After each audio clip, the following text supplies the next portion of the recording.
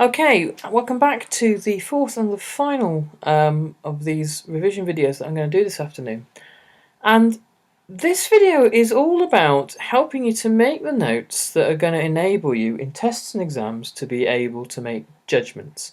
Now, this is one of the most important things that a history student can learn, the ability to make judgments, to be able to look at the evidence in front of them and say, of this evidence that I've understood, I think this factor, for these reasons, is the most important. And this is really the some of the foundations of critical thinking. Okay, so let's say we're looking at a particular historical event. We could look at the outbreak of the First World War, for example, and we've got four factors that we're going to evaluate: factors A, B, C, and D.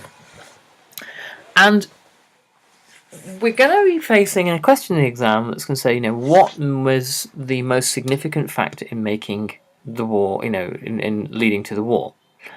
And this can be applicable to all sorts of different situations. What was the most significant factor in leading to Hitler's rise to power at the start of the Cold War, the French Revolution, the beginning of the English Civil War, all these major things.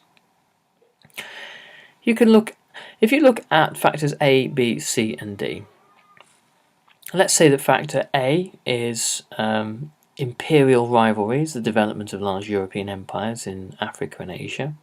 Factor B is the alliance system in Europe. Factor C is instability in the Balkans. And factor D is arms races. You might be able to say, well, perhaps factor A is the most important, and for reasons 1, 2, and 3, and give that a rating of 1. Factor C might be the second most important, and you can list why. The Balkans are very unstable and have the ability to drag Europe into war. Factor B might be number 3. The alliance system responds to the crises in the Balkans and thus leads to all-out war. And factor D might then be the least important, but not unimportant. This is the important thing to grasp. Arms races are not irrelevant, perhaps they're just not as important as the imperial rivalries, the Balkan crises, the alliance system. Maybe these are the things that stem from those fundamental reasons. Okay, I'm not saying this is the right answer, by the way. It's just a way of looking at it.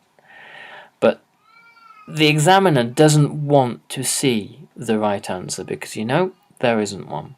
There are no right or wrong answers really, though there are facts that are plainly accurate and inaccurate. There are no right or wrong answers, particularly there are strong and weak arguments.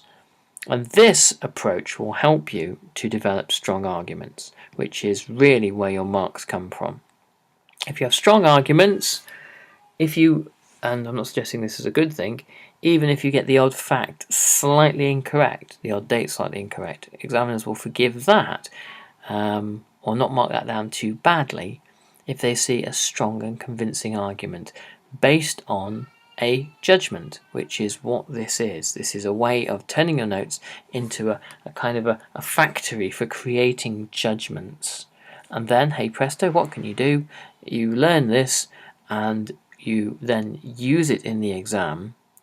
Instead of just having lists and lists of information that you've got to remember, you've got information that means something. You know that factor A is more important than factors B, C, and D because you've given it a rating. And you've managed now to create an order of thoughts in your head as a result. Now, use this and put it into practice, and I think you'll find it to be a very important and powerful tool in note making and revision.